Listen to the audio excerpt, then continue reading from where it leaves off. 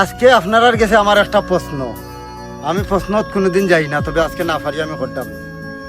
মনে করো তারা 3 বন্ধু, তারা যাইতো বল খেলাত, বল নাই, গেছে তারা বল কিনাত। বলর দাম হয়েছে 30 টাকা।